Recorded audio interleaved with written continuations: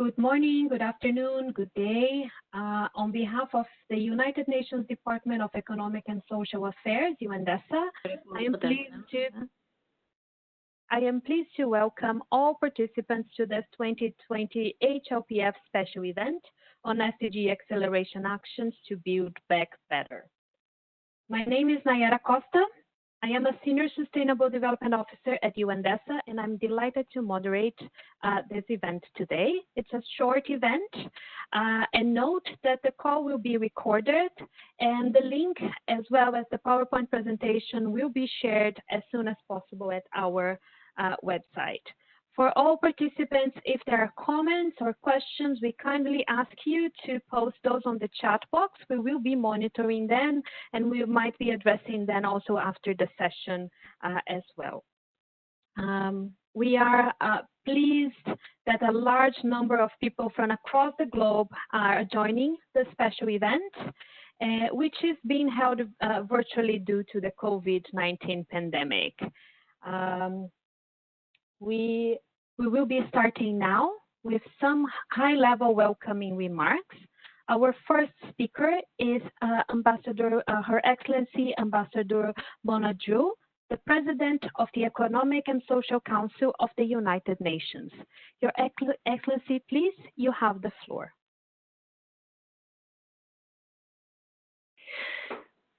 Excellencies, honorable ministers, colleagues, good morning. I'm very pleased to join you for this special event on the SDG acceleration actions to build back better. Today we meet under extraordinary circumstances. The global COVID-19 crisis continues to affect billions of lives and livelihoods, risking our hard-won development gains. Indeed, developing countries are predicted to lose $220 billion in national income from this crisis. While this alone is a shocking figure, we know that these numbers also have a human face. They represent lost jobs, children out of school, and women and men losing their farms, homes, and businesses. Yet, before us, it's also an unprecedented opportunity to make our recovery the building blocks for a healthier, greener, more equitable and more sustainable future, a more resilient tomorrow. Such an opportunity demands of us to find transformative solutions, and the high-level political forum is a chance to join forces on our quest for those solutions, to learn from each other by sharing our plans and actions to realize the world we want. Dear colleagues, I have encouraged all member states and stakeholders alike to be forward-looking and use the 2020 HLPF to announce new, ambitious commitments. And the best way to do this is through our online database for the SDG acceleration actions. It is a hub for sharing new, bold, and smarter solutions.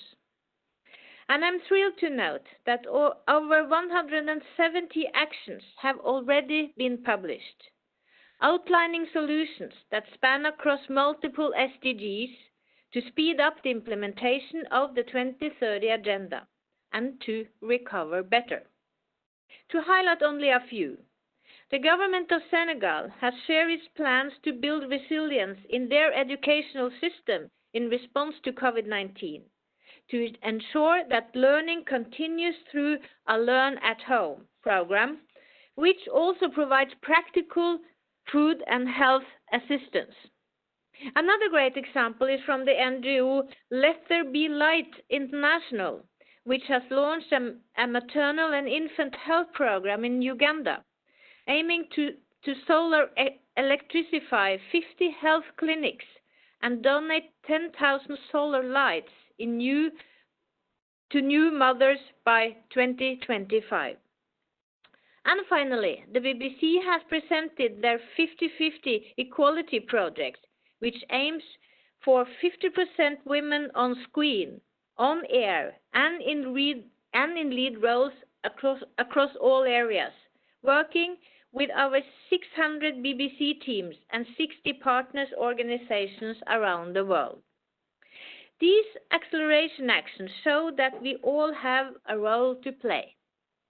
Without a doubt, now it's the time for global leaders and each one of us to change course, to take transformative action to drive sustainable recovery and development. I would like to challenge every one of us to fully embrace the opportunity presented by the Acceleration platform to share your actions and plans. I hope you will be inspired to turn the panels, discussions and passion generated during this year's HLPF into bold commitments and action to recover better and realize the world we want. Thank you, Madam Moderator. Thank you very much, Your Excellency, for joining us, especially considering your very, very busy schedule. Thank you so much. I would like now to give the floor to the United Nations Under-Secretary General for Economic and Social Affairs, Mr. Liu Zhenmin. Mr. Liu, please, you have the floor, sir. Thank you, Nayura.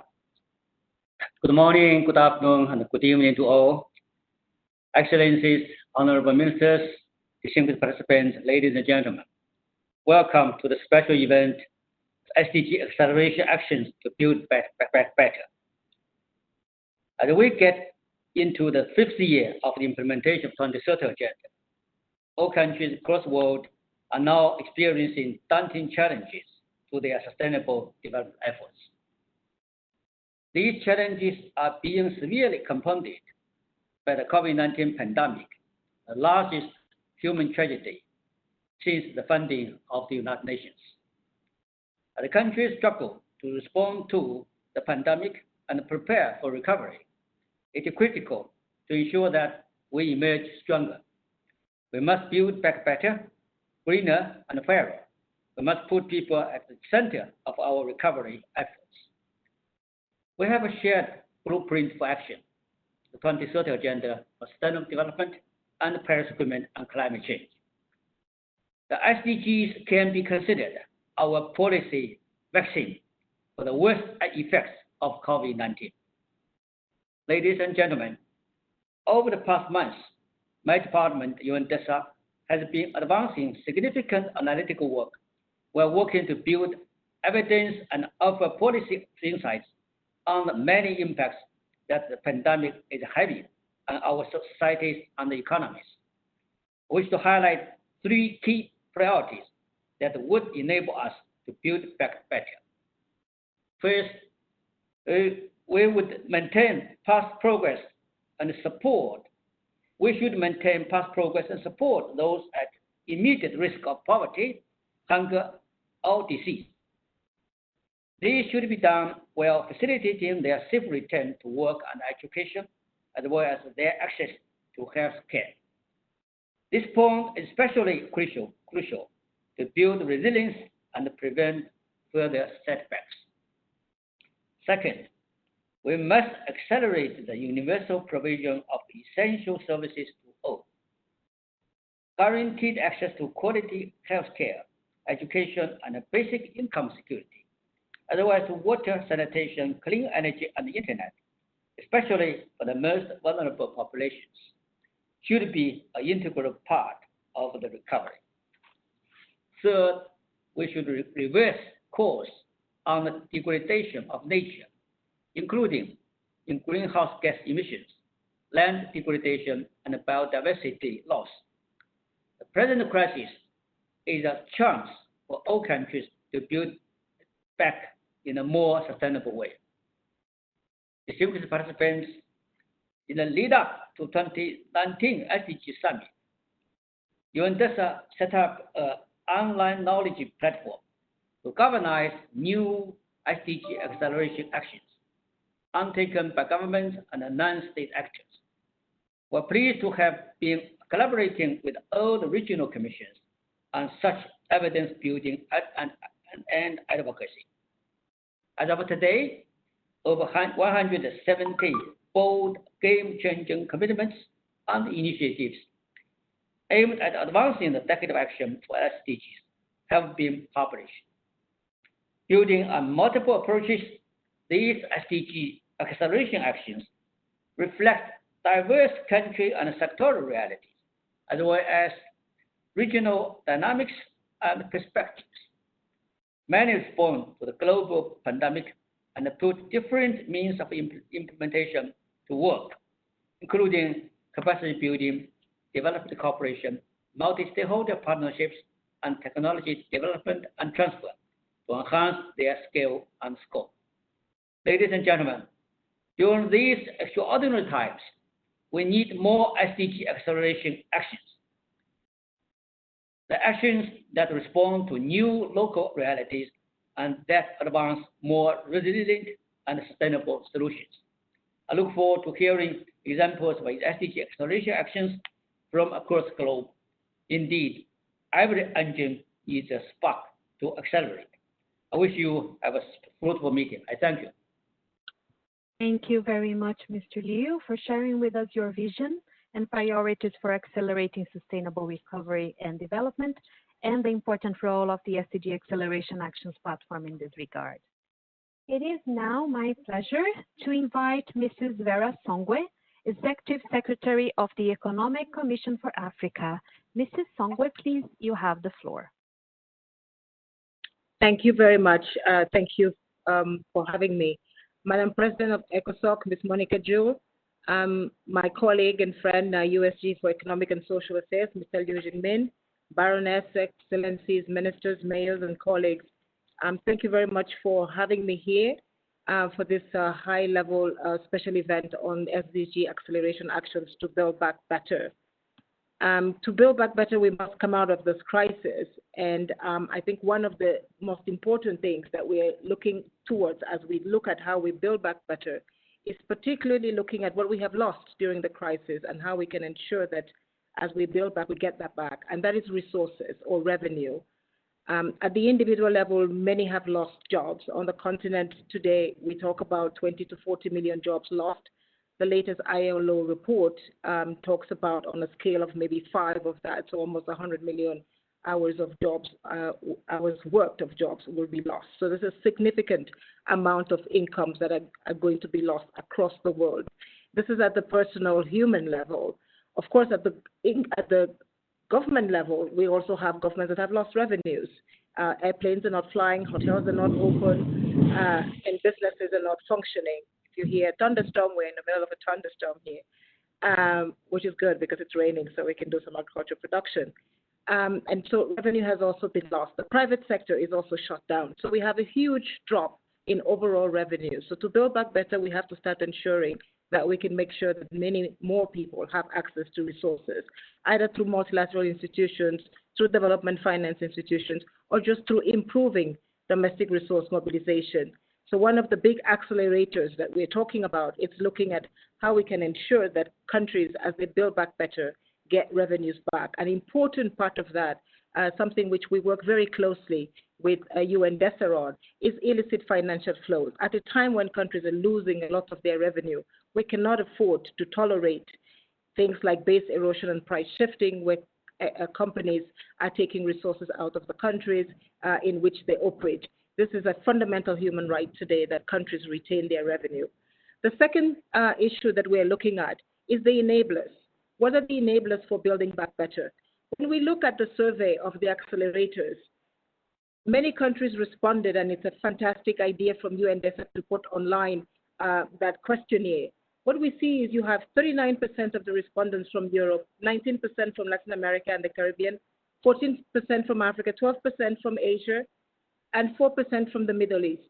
A lot of this also happens because people don't have access to the right infrastructure to be able to respond to the questions or the right enthusiasm. We see, and we're very grateful that civil society is a big part of the responding, but we would like more than civil society to respond. We would like governments that today are responding at 20% to respond even more, and the private sector at 9%, but the private sector does not respond because they don't believe that a lot of what we're doing talks to them. However, enablers like infrastructure, energy, access to water that my colleague at UNDESA spoke about, telecommunications. The only reason why we can have this meeting today is because we're talking on telecommunications platforms that work and that allow us to connect despite this crisis that is keeping us apart, and hopefully we will be able to, as the president of ECOSOC said, meet together again. But in many of our countries, in Africa, in Latin America, access to energy is still a far-off thought. Access to energy in the rural areas is still a very, very difficult thought. What we think about clean water in many of our cities, in middle-income countries, is still something that is difficult to access. The whole issue about good health and well-being, an enabler, again, an infrastructure enabler. We never think about the health sector as an enabler, but it is, and we have seen our health systems in Latin America, in Africa, in the Middle East, totally stretched as a result of this crisis. And we believe that we need to begin to ensure that to have healthy societies, to be able to build back better, we need healthy people. And of course, if we don't have healthy people, we will not be able to build back better. And finally, the whole question of equity. I started by talking about a loss in revenues. With a loss in revenues comes a drop in poverty, an increase in poverty, an increase in inequality. And I think one of the things that we need to ensure as we try to build back better is that we are actually looking at those who have fallen behind, those who have fallen even further behind than before the crisis, to ensure that any policies that we put in place across the globe, in Europe, in the United States, in Latin America, and in the Middle East, ensure that we can pick them up. We see today in many parts of the world people that have lost their jobs, and need to ensure that we can at least provide them. My colleagues in Latin America talk about a small basic income. I think on the continent, again, in Latin America, in East Asia, we talk about safety nets, and I think some of these accelerators we must put in place. So in conclusion, we're talking about, as the Regional Economic Commission, three things: resources, ensuring that globally we come together as a multilateral community to make sure that building back better keeps resources in countries. We can stem illicit financial flows and increase domestic resource mobilization, enablers, infrastructure, telecommunications, health investment, and finally, equity. This is about policies that ensure that no one is left behind. Thank you very much for your attention, and I wish us all good discussions. Thank you. Thank you very much, Mrs. Tongwe, for sharing with us your vision on behalf of the Economic Commission for Africa. And I wish you a very refreshing rain as well. You can hear us. We will now start our session where some inspiring examples of SDG acceleration actions from all over the world will be shared. Each panelist will be invited to speak for 5 minutes.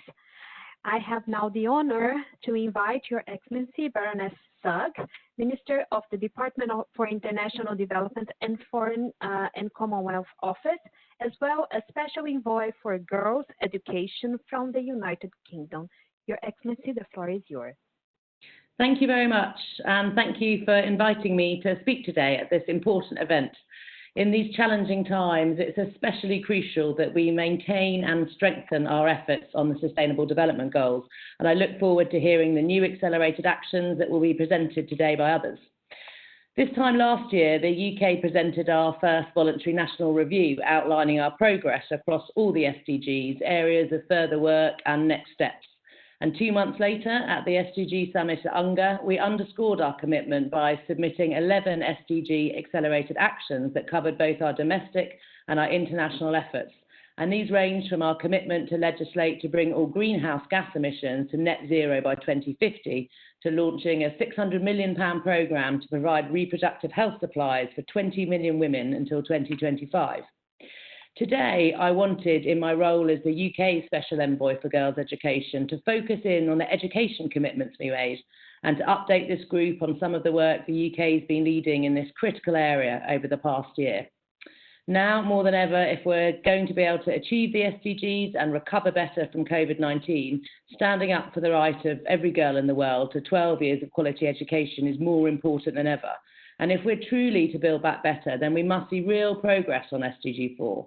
So that the children of the world have hope for the future and the opportunity to fulfill their potential.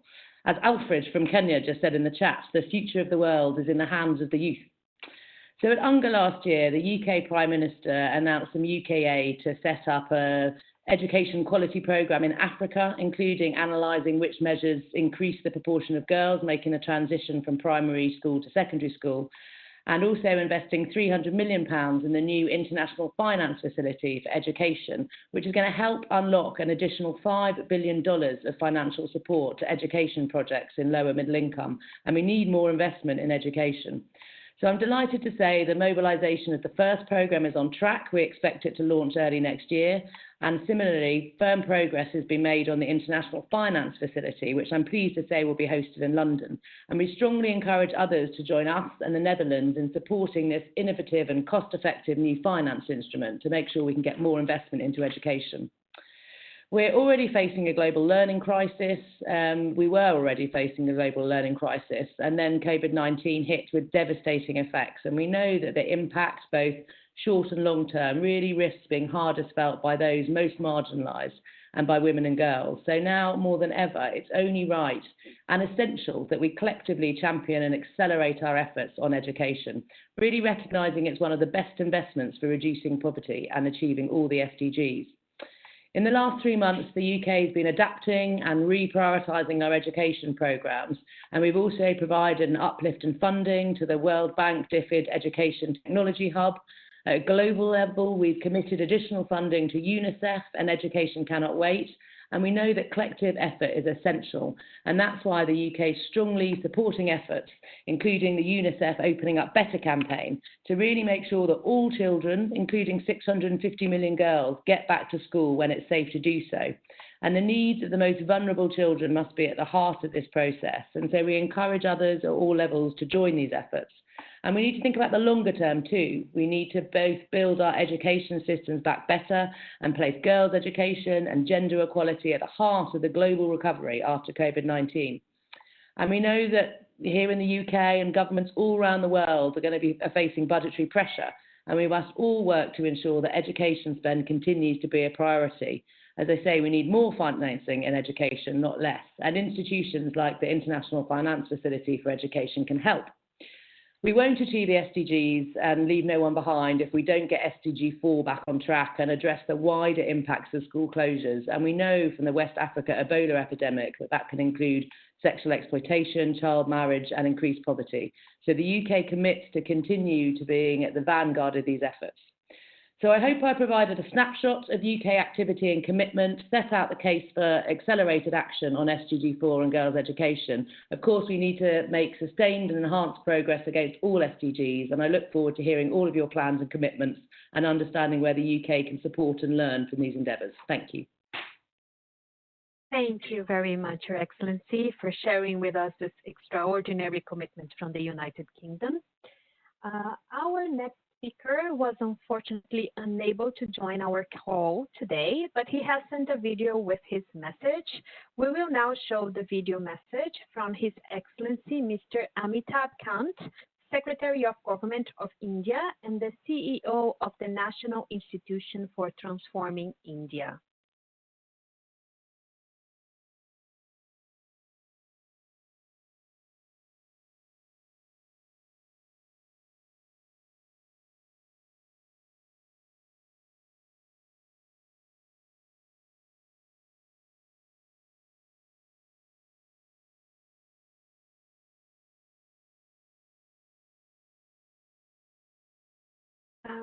Can we move up the sound?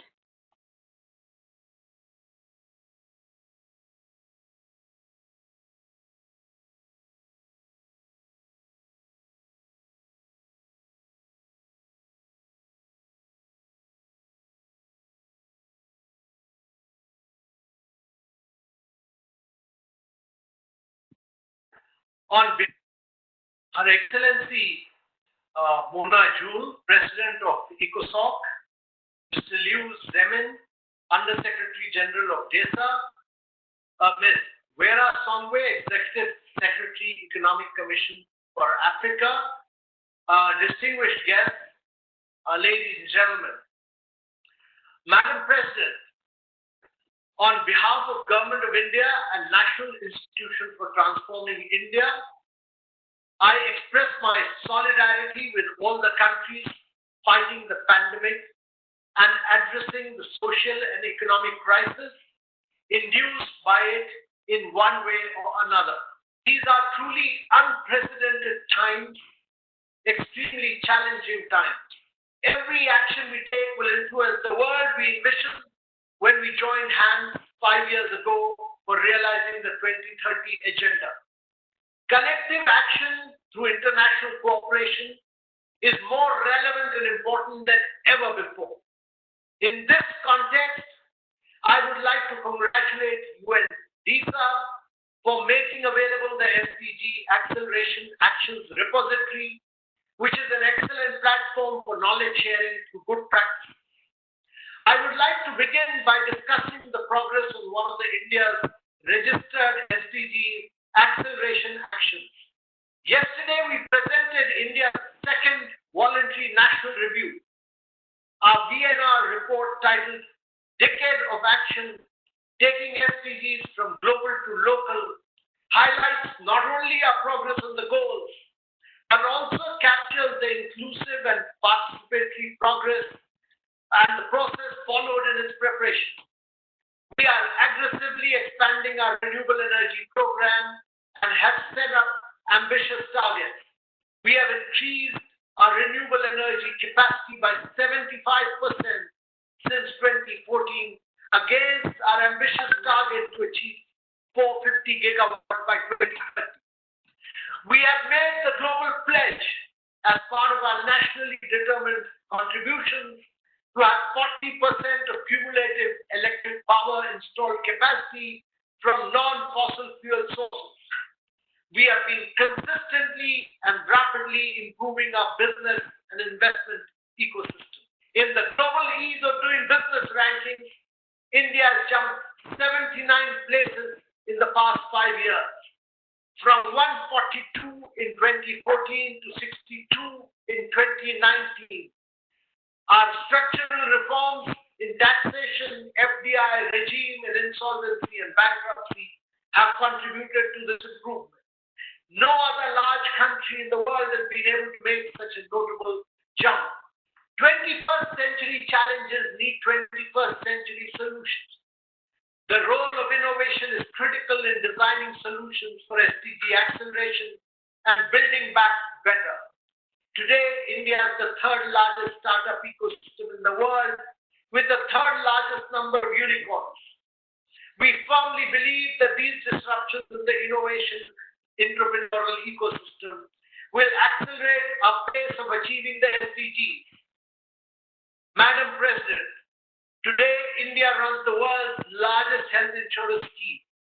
Our Ayushman Bharat covers 500 million persons who form the bottom 40% of our population. In April this year, we developed the mobile app Arogya Setu for the fight against pandemic through contact tracing, which was downloaded over 140 million times in the first couple of weeks. The COVID-19 pandemic has also made us realize the power of collectivized problem solving. Invigorated and renewed synergy between the government and the private sector has resulted in over 400,000 PPEs and 220,000 N95 masks being manufactured in India every day.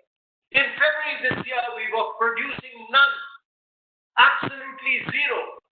This aligns closely with our flagship Make in India approach, through which we aim to become a globally competitive manufacturing hub.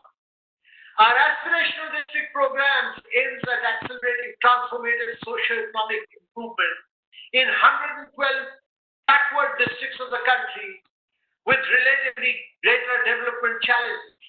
We don't call them backward, we call them aspirational districts. By improving the lives of over 165 million citizens in these districts in terms of health, education, basic infrastructure, agriculture, water, and financial inclusion and skill development, the initiative highlights the efficacy of the cooperative and competitive federalism approach to development. Sharing SDG acceleration actions and successes will be incomplete without discussing SDG localization in India. Fostering sub-national peer learning and competitiveness is the approach we took when we released the world's first government-led sub-national SDG index in 2018. The SDG India Index and Dashboard, which annually ranks our states based on the SDG localization discourse in the country. It has resulted in some national entities instituting monitoring systems and preparing development strategies aligned with the goals of 2030 agenda, which are customized to the local and hyperlocal context. In terms of utilizing fast-paced technological disruptions, I cannot emphasize enough on the importance of having an integrated approach towards problem solving in public policy. We did not address financial inclusion by looking at bank accounts in isolation. An ecosystem built around the convergence of 385 million new bank accounts, 1.2 billion unique identity of Aadhaar and mobile telephony has been key to this success. Madam President, before I conclude, I take this with profound gratitude and deep appreciation for the frontline workers, doctors, nurses, and scientists across the world.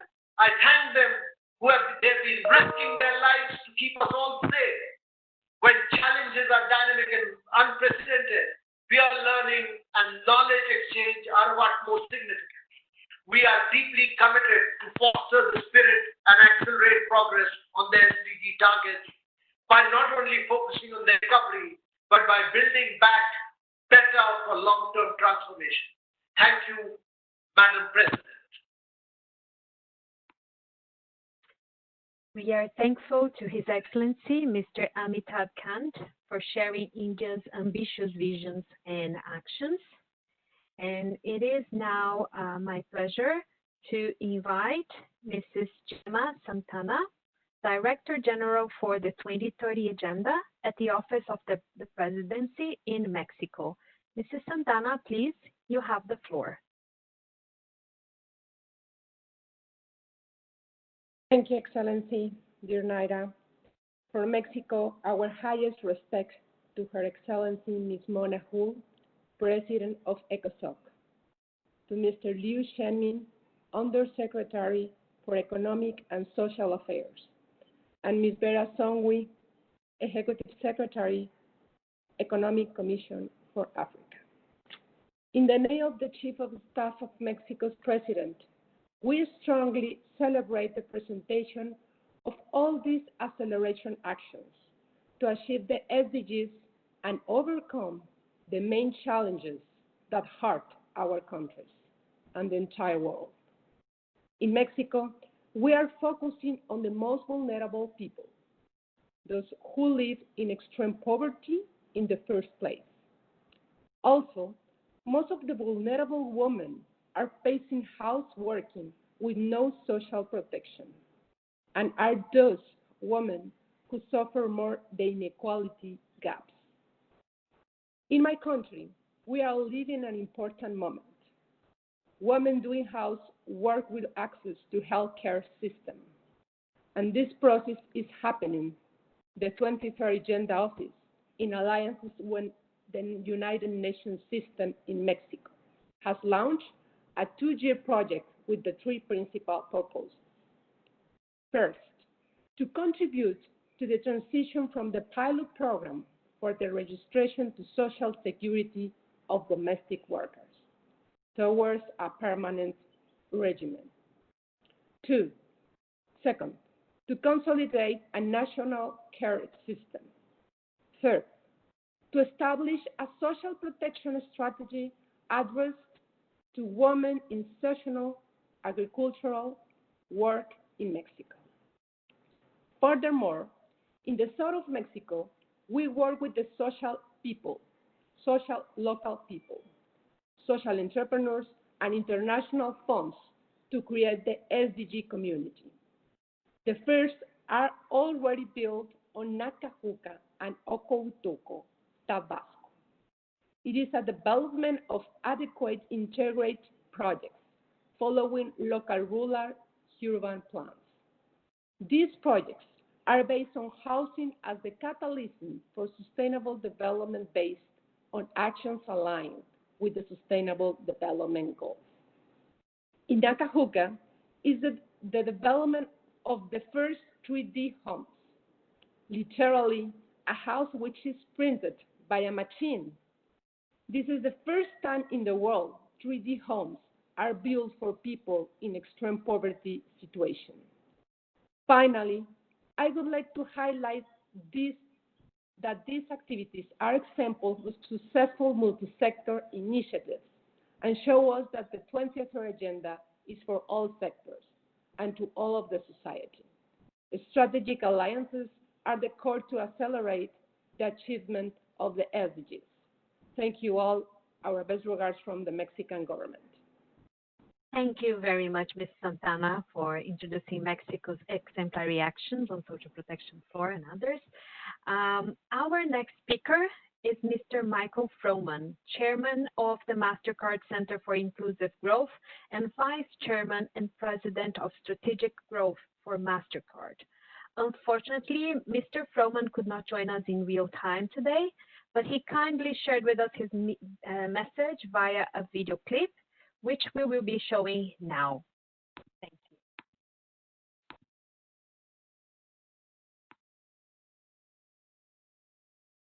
Your Excellencies, the fight against COVID-19 has underscored just how interconnected our world is.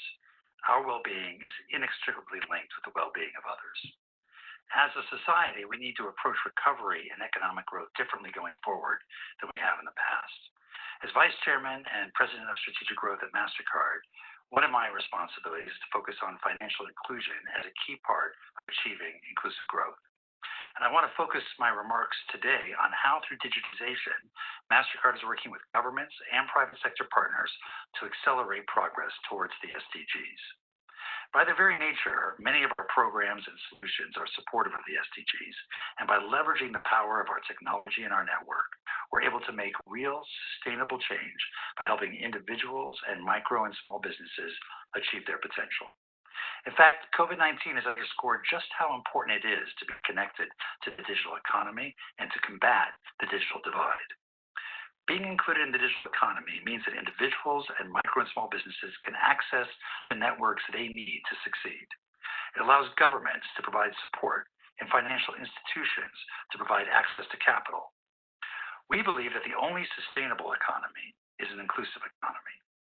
That's one of the reasons MasterCard joined the CEO Partnership for Economic Inclusion, led by the United Nations Secretary General's Special Advocate for Inclusive Finance for Development, Her Majesty Queen Maxima of the Netherlands. Over the past 5 years, we've worked with partners, NGOs, and governments to bring 500 million individuals who were unbanked into the financial system, and we've seen tangible results. Just a couple of examples.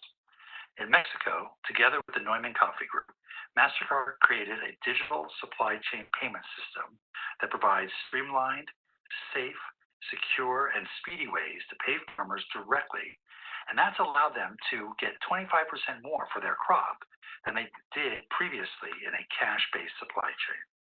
In Kenya, MasterCard expanded its partnership with Unilever to create Jazaduka, which means fill up your store in Swahili. And this creates a digital ecosystem between micro and small businesses, Unilever, and a Kenyan bank, which makes it possible for micro merchants to get access to interest-free credit. The current crisis will create new economic vulnerabilities around the world for individuals and businesses, and we're responding. In April, we announced that we're doubling down on our financial inclusion commitment. Our new goal is to bring another 500 million individuals into the digital economy, raising our commitment to 1 billion. We'll also seek to bring 50 million micro and small merchants into the digital economy and reach 25 million women-owned and women-run businesses. In today's environment, however, our work doesn't stop there. MasterCard has joined the crucial effort to combat COVID-19 by providing $25 million to launch the COVID-19 Therapeutics Accelerator with the Bill and Melinda Gates Foundation and the Wellcome Trust. MasterCard's involved because the pandemic is a global health and economic threat to all of us, and we recognize that companies don't operate in isolation. We thrive when the economies around the world thrive. With MasterCard's finger on the pulse of the global economy, we know the real-time challenges facing small business. That's why we've committed $250 million over the next 5 years in financial support, products, and services to support the vitality of small businesses and the financial security of their workers. The benefits and opportunities of digitization are clear. And that's why it's important that we move forward in ways that establish shared standards and extends those benefits to all people in all countries. To ensure that inclusive global recovery that addresses economic inequality happens and avoids the fragmentation of the digital economy into competing blocks. Put simply, there will be no great reset or recovery for the better unless we, as stakeholders of the global economy, find a way to bring everyone with us. Thank you. We are grateful to Mr. Froman for sharing with us the very ambitious commitments of MasterCard to promote financial inclusion.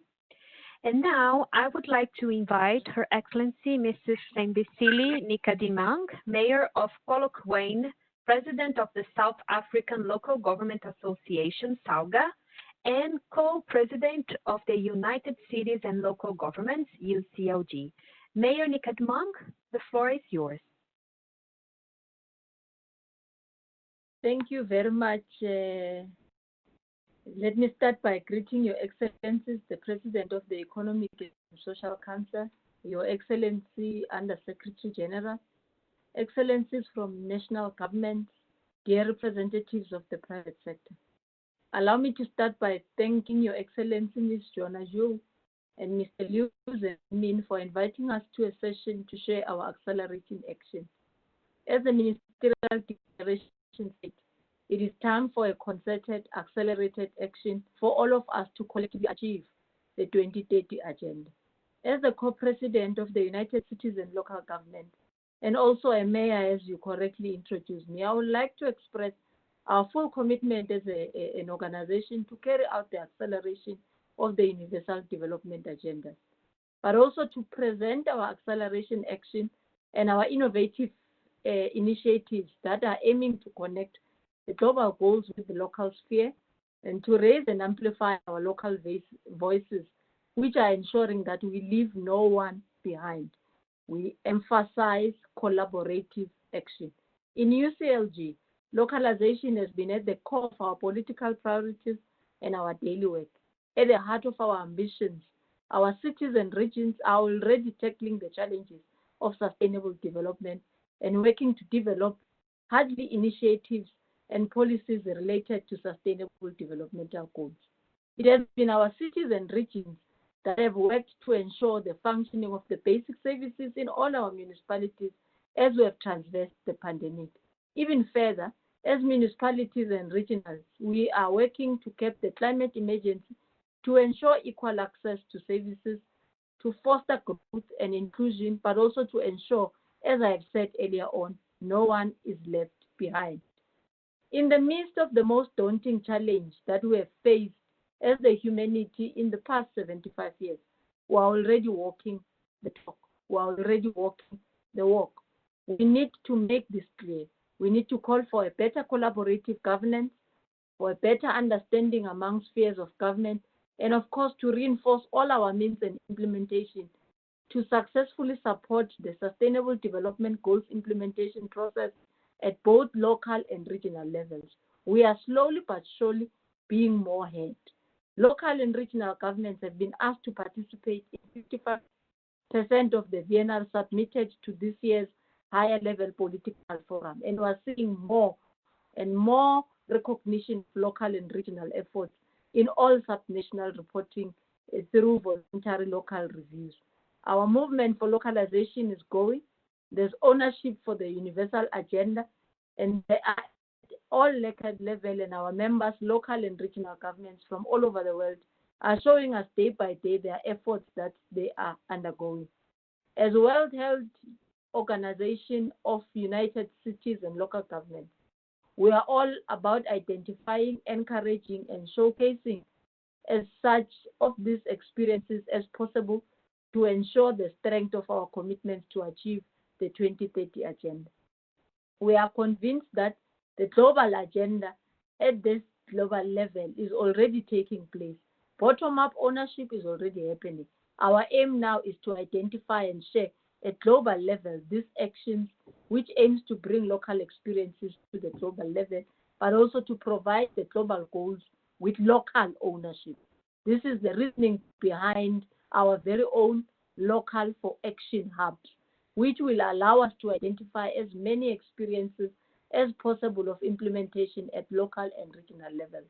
As UCLG, we will accompany the cities and regions that submit an initiative in developing a reflection that allow all of us successfully and experiences to be systematized, scale up, and thus become true mechanism for implementation. The final step, which we would want will be to synchronize actors and partners around the development of local action hubs initiatives.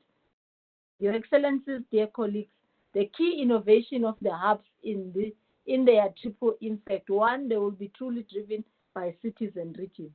Two, they will be a global platform to generate synchronization between these experiences and partners, but also to replicate and develop the critical things coming from the local level. Three, will be to identify the experiences, which allows us to generate evidence-based municipalities and knowledge, so that we could be able to impact the acceleration and informing our own reporting.